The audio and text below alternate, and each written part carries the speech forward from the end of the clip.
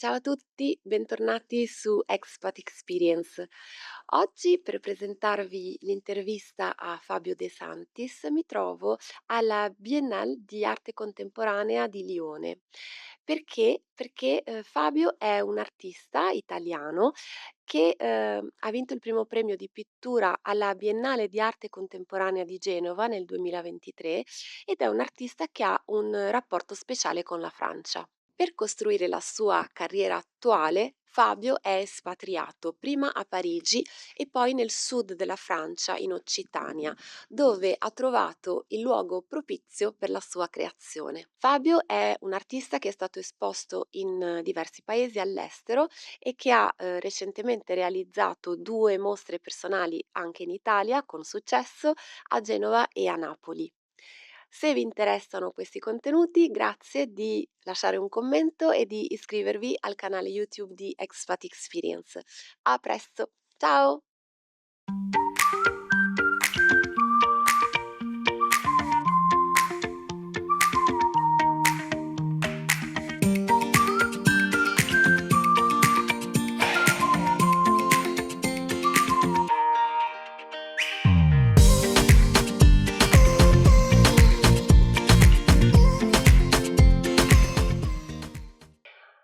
Oggi mi trovo nell'atelier di Fabio De Santis, che è un amico che dipinge olio su legno e vorrei partire per questa chiacchierata da una mostra personale di Fabio che io ho visitato, che si chiama Un infinito ricordo.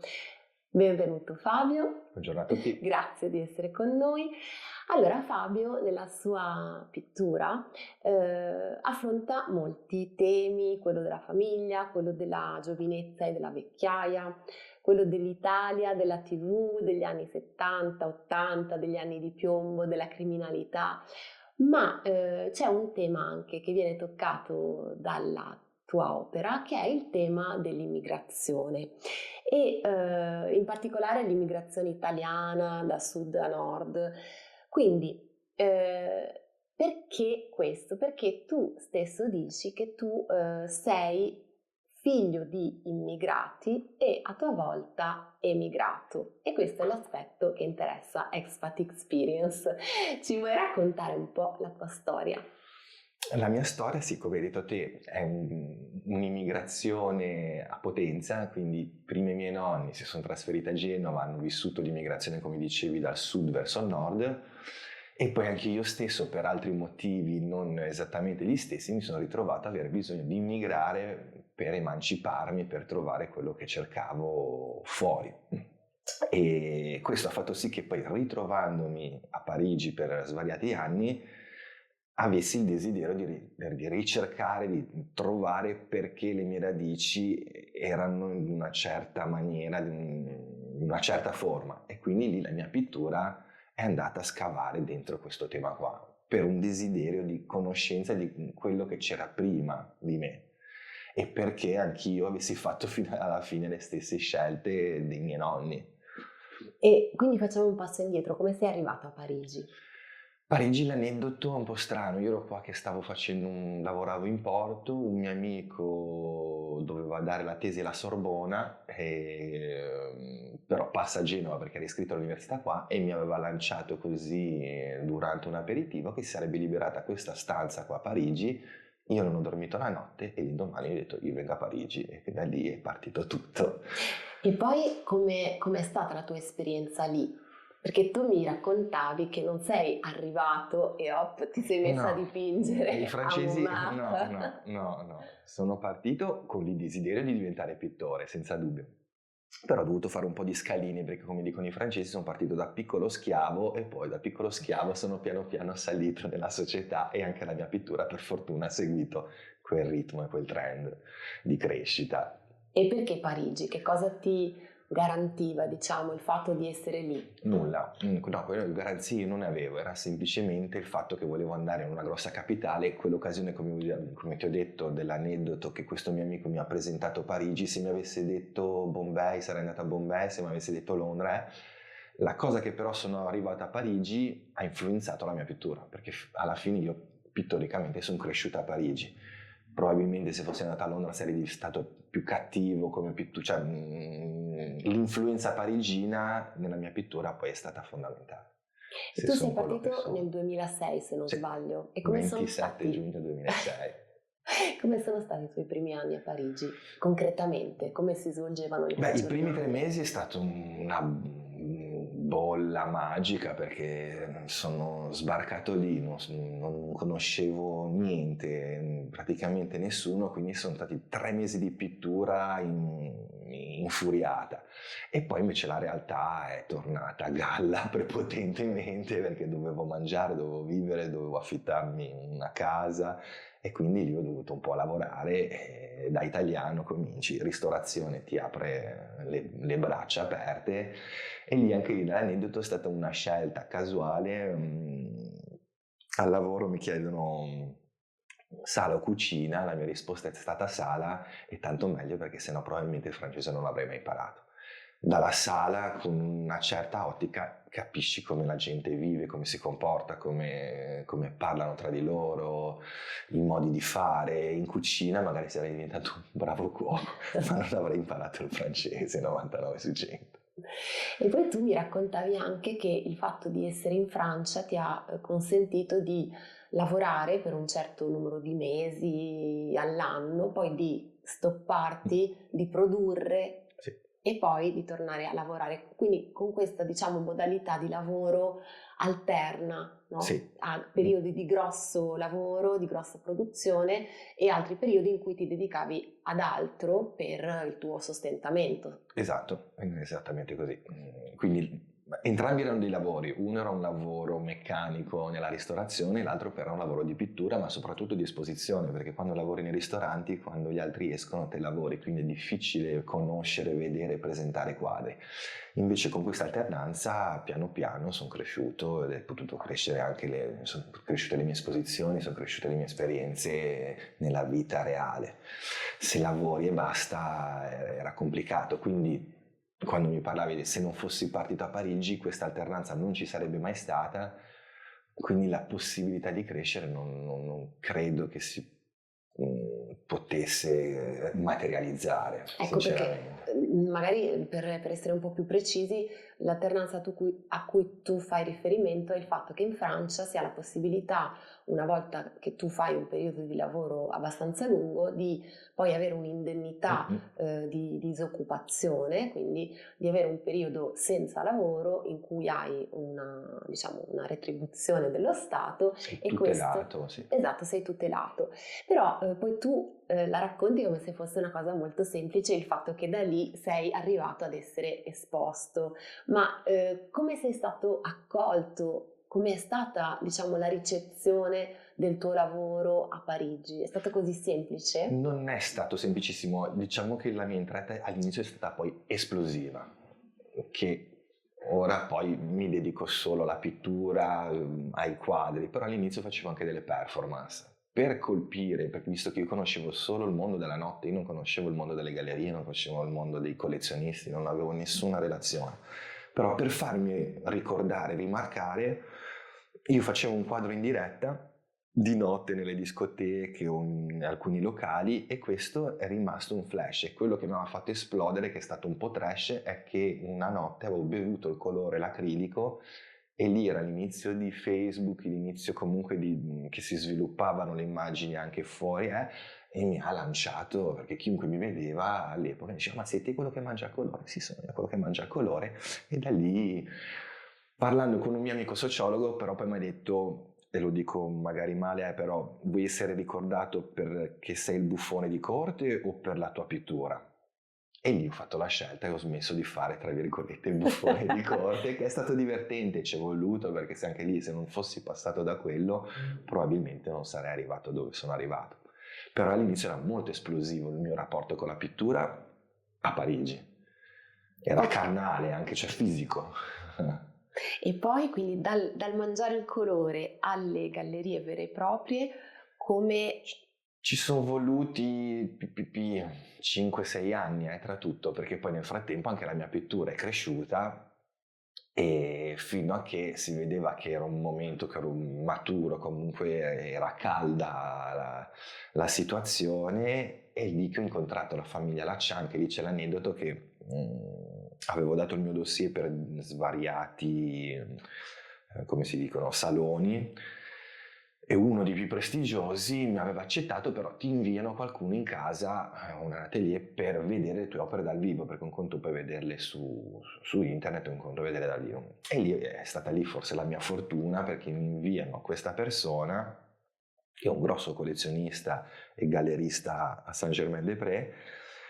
Arriva, mi ha psicanalizzato in 10 minuti solo guardando i miei quadri, quindi mi ha messo un attimino con le mani, ho detto wow, questo è forte, e mi spiega come funzionava tutto il loro salone. Poi dico vabbè, non mi prenderanno mai, perché mi aveva spiegato che avrebbero avuto 10 colpi di fulmine, tutto il resto dovevi aspettare mesi per vedere gli altri se erano come te, come è. E invece sono cascato in 10 colpi di fulmine. Lì il destino vuole che era un amico della madre di quelli che saranno diventati poi i miei galleristi, e quindi aveva dato il contatto a questi che saranno diventati poi i miei galleristi nel futuro. E lì è scoccato un amore a prima vista, tra virgolette, perché loro vengono in atelier, gli avevo fatto una bella pasta al pesto fresca, lui è di buona forchetta, si è innamorato di questa cosa in mezzo a tutti questi quadri, e da lì è poi partito tutto. Da lì è stato... Ma senti, prima di arrivare a questo innamoramento, no, che poi è diventata una forma di vero e proprio mecenatismo nei tuoi confronti, c'è stato un momento di scetticismo, oppure come viene percepito un artista italiano, un expat italiano che... Diciamo che mi guardavano un po' da distanza. I primi 2 anni vedevano come mi comportavo a tavola con gli invitati, nei vernissage, con la gente, che comunque loro mi hanno fatto entrare in un mondo che per me era inaccessibile. Quindi all'inizio, come dici te, magari non scetticismo, però un'allerta per vedere che io non distruggessi poi l'oro di giocattolo. Quando hanno visto nei primi 2 anni che potevo essere o divertente in un certo contesto o serio in un altro, poi è stato abbastanza fluido il risultato, diciamo. E la tua italianità ha avuto un ruolo in questo? La tua identità? Senza dubbio, perché comunque nonostante sia rimasto parecchi anni in Francia, quindi è nato un francese in me, che io sono abbastanza distinti le mie identità francese e italiane, è difficile che si mescolino, però l'italiano c'è. E soprattutto in pittura, anche se a volte a loro gli piace un po' schiacciarci, l'evidenza vuole che noi in pittura abbiamo fatto qualcosina nella storia, quindi tu apporti un qualcosa che anche per loro è appetibile, il fatto che un italiano faccia pittura in Francia, e quindi sicuramente l'italiano nell'arte ti dà un po' di avvantaggio. Però tu dici, mi raccontavi che in realtà tu non portavi tanto l'aspetto dell'accademia, perché tu mi hai raccontato che sei autodidatta sostanzialmente nel tuo sviluppo professionale, quindi è più una questione di aura, cioè Di aura e poi di temi, perché io in di quello temi. ho deciso di portare l'Italia fuori. O comunque l'idea che io mi ero fatto dell'Italia, per quello quando invece parlavamo prima di immigrazione, il fatto che io abbia lavorato sulla Sicilia, che io sì ci sono andato da bambino ma non ci sono né nato né vissuto, era una mia ricerca, però ovviamente con il mio occhio e il mio sangue la ricerca è stata più seria, più concreta, e quindi ho portato quello che i francesi pensano di noi. È stato un lavoro, e anche lì all'inizio lavoravo sugli stereotipi. Mi ero stufato di spaghetti, mafia e mandolino, e ho detto vabbè, sai che c'è? Ve li faccio tutti. È stata una reazione così all'inizio, proprio giocare contro lo stereotipo. Anzi, moltiplicare la potenza. Sì, perché tu lavori tantissimo un po' su quello che è l'immaginario collettivo di alcune tematiche Esatto. e hai continuato a lavorare su questo. Sì, E poi oltre la sempre Francia, nel sociale. sempre nel A sociale. me piace comunque lavorare nel sociale, sì. E poi hai esposto anche altrove all'estero? Abbiamo fatto Londra, Madrid, Barcellona, New York e Los Angeles. Sono le mie E trovi tappe. che ci sia una percezione diversa del talento ehm, nel- Cambia sia il talento e sia anche il mercato, Mm. perché, beh, come dicevo prima, Londra io l'ho trovata molto più dura, molto più, tra virgolette, cattiva nell'arte. Eh, loro, è tutto idea, l'artigiano ha una posizione minima nell'artista, che invece da noi il lato artigiano ha una parte che per me, o comunque per l'antichità, preponderante quasi. Gli americani invece è un rapporto che è sull'immediatezza, o gli piace o non gli piace, o compra o non compra, non è che tu se lo rivedi fra una settimana si interessa, no, è one shot. Il francese è più simile a noi, con qualche diversità, ma è più simile a noi. Devono conoscerti, devono vedere come vivi, dove vivi, perché stai facendo quello, e allora lì poi puoi scattare l'amore o meno. Lo spagnolo ancora lo trovo diverso perché hanno un interesse per l'arte, ma io ho più avuto difficoltà a capirli, cioè c'è meno sul collezionismo, sul fatto di investire nell'arte come bene, l'ho trovato meno forte che in Francia, in Inghilterra, in America. Sì. Senti, e tu hai detto loro hanno bisogno di conoscerti e quindi forse proprio per questo tu sei stato invitato da questa famiglia a trasferirti nel sud, a Pesenaz, che è in Occitania, per vivere e lavorare lì sostanzialmente. Esatto. Allora, ci racconti tutti questi anni in cui tu hai vissuto da expat nel sud della Francia, producendo, esponendo, raccontaci un po' proprio concretamente com'è stata la tua vita lì. Con l'accenno prima che vi dicevo, quando ho conosciuto questa famiglia, ed è stato questo primo amore, io ero ancora a Parigi, loro erano su Parigi, e lì mi hanno proposto di andare invece giù nel sud, come hai detto te, in Occitania, vicino a Pézenas, dove Molière comunque ha scritto le sue commedie quando era in esilio, ed è lì che c'è stata l'esplosione però della mia pittura, perché io a Parigi lavoravo in 25 metri quadrati, dormivo in terra per poter mettere da parte i quadri che facevo, e invece lì mi ha fatto trasferire in un castello, e quindi lo spazio anche mio visivo e materiale è cambiato. E lì la mia pittura ha seguito queste nuove dimensioni, perché sostanzialmente anche solo che lo specchio che loro hanno nel salone, tu entravi e dici wow. E questo ha fatto sì che anche la mia pittura prendesse aria, diventasse più grande, più forte. E quindi io lì praticamente vivo un po' da esiliato alla Molière, rimango chiuso nel mio castello e pitturo tutto il giorno, tutti i giorni, isolato completamente però dalla realtà. E quindi questa cosa qui alla pittura ha fatto molto bene, un po' meno a me a volte, ma la pittura ha fatto bene. Perché un po' meno a te? Perché lì io potevo stare magari 2 o 3 settimane senza parlare con nessuno, quindi quell'aspetto lì non l'avevo calcolato all'inizio. Io come al solito scelgo sempre per la pittura, alla pittura serviva quello, va bene, lo faccio senza neanche pormi troppe domande. A lungo andare, dopo che 1 anno, 2 anni, 3 anni che te passi dei periodi completamente solo, non sembra, ma poi il cervello un pochino sfriziona, perché comunque hai bisogno anche di parlare, hai bisogno di confrontarti, però quello è più umanamente che hai quel bisogno. Il pittore di quello non è assolutamente bisogno, anzi più è lì che rimane dentro se stesso e più cresce, perché poi io ho una funzionalità semplicissima, bisogna che sto chiuso in un posto e io lì mi moltiplico. Ecco, ma invece appunto parliamo un po' di questo bisogno di integrazione, perché poi nel lungo termine il fatto di essere un espatriato senza un vero contatto con il luogo, quindi con il contesto, con le persone, diventa pesante, no? Quindi come tu hai risolto questa solitudine, questa problematica un po' personale e sociale? Mm, no, sostanzialmente non l'ho risolta, ci convivo.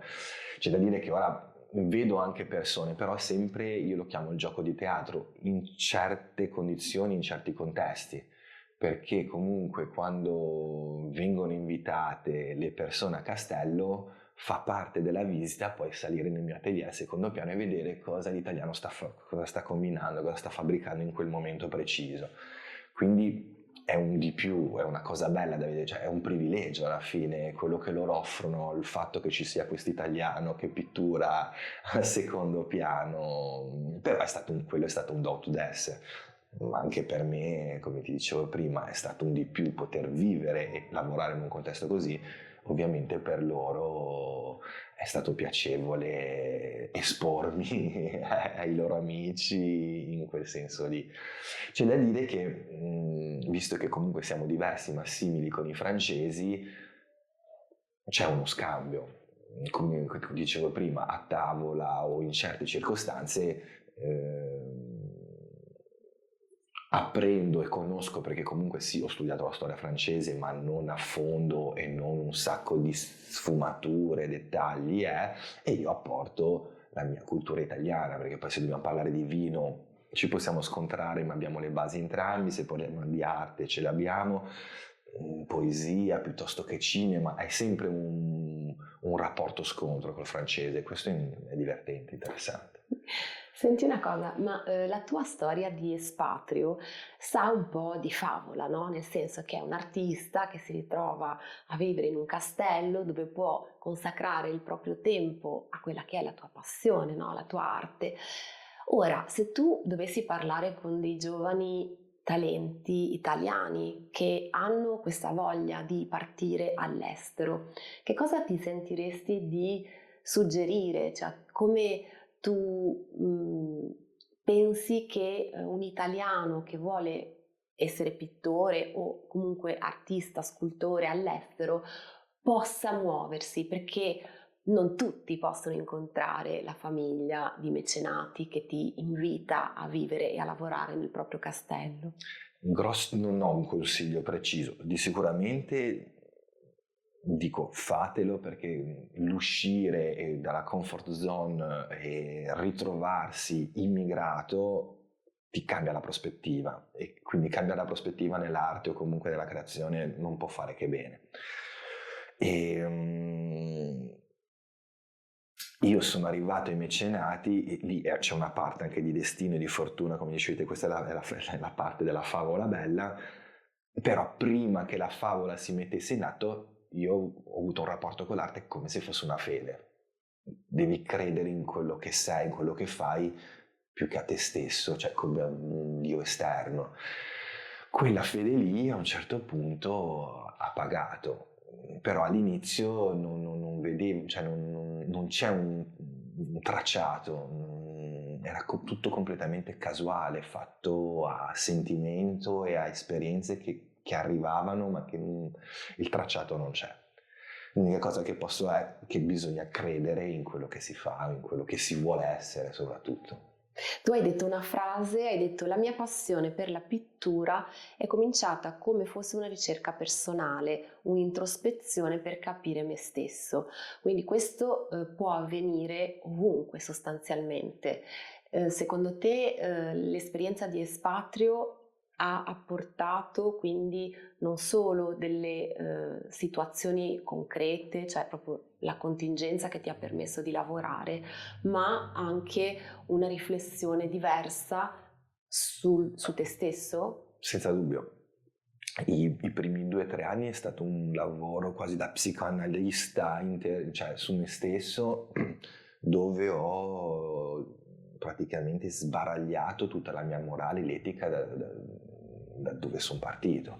E quel lavoro lì ha fatto sì che ci fosse una vera crescita, non una crescita solo esteriore o solo materiale. Quello unito alla pittura, perché per me era sempre tutto unito, è stato fondamentale per la mia crescita, ma veramente personale, non solo artistica.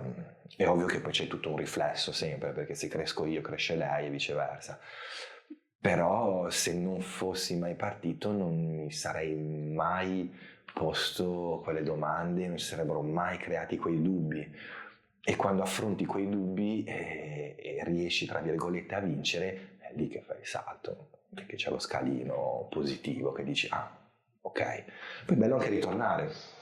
Esatto, questa sarebbe stata un po' la mia ultima domanda, no? Perché tu torni comunque a esporre in Italia, al di là della mostra a cui accennavo prima, Un infinito ricordo, poi adesso nel 2024 c'è stata un'altra personale molto importante per te a Napoli che si chiamava Angeli Ribelli. Quindi come ti senti quando tu torni a esporre in Italia? Beh, io quello è stato proprio voluto. Io volevo anche tornare in Italia, un po' da figlio al prodigo che ritorna. Quella forse è la parte un po' di orgoglio che uno vuole mettere, un po' che dici, ma scusa, ma io sono andato a esporre in America, a Londra, in Francia e a casa mia non porto niente, non apporto nulla.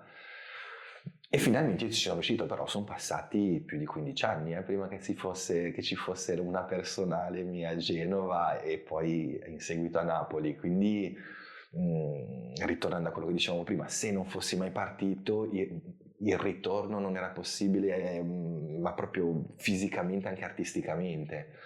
E un piacere perché comunque io reputo l'Italia a livello artistico al di sopra di tutte le altre nazioni, quindi è un vero scontro, affronto con la tua stessa realtà che ti devi confrontare con quelli che per te sono sempre stati i maestri. E quindi era una volontà che volevo provare, sentire ed è piacevole. Senti, l'ultima cosa, e che cosa non rifaresti di questa tua esperienza di espatrio? No, io quello non ho regret, farei tutto, sinceramente, nel bene e nel male,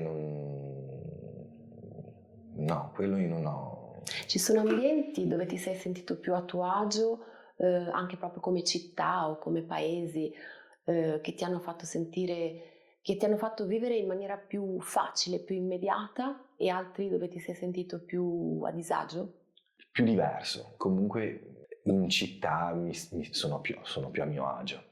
Quando sono nel castello, che sono in collina e quindi ho a che fare comunque con persone da campagna, sono un po' più distante, ma non è semplicemente una diversità proprio di come hai vissuto, come hai interagito con le persone. Quindi paradossalmente a Parigi, anche se è più grossa, più cosmopolita, mi sono trovato più a mio agio, sinceramente, che nel piccolo paese. Ok, quindi più legato all'ambiente che non alla nazione dove ti Sì, trovi. sì, sì, sì. Ok, senti Fabio, io ti ringrazio, sono stata super felice di venire in questo atelier perché chiaramente vedere una mostra è qualcosa di molto emozionante e quindi questo è un po' il ricordo che io ho di quella mostra che ho visto a Genova, però essere là nel tuo luogo di lavoro è anche una cosa molto, molto particolare, quindi grazie di aver voluto raccontare la tua storia di espatrio, di averci fatto conoscere la tua arte e a presto, magari per altre occasioni su Grazie Expat Francesca. Experience. Ciao! Ciao.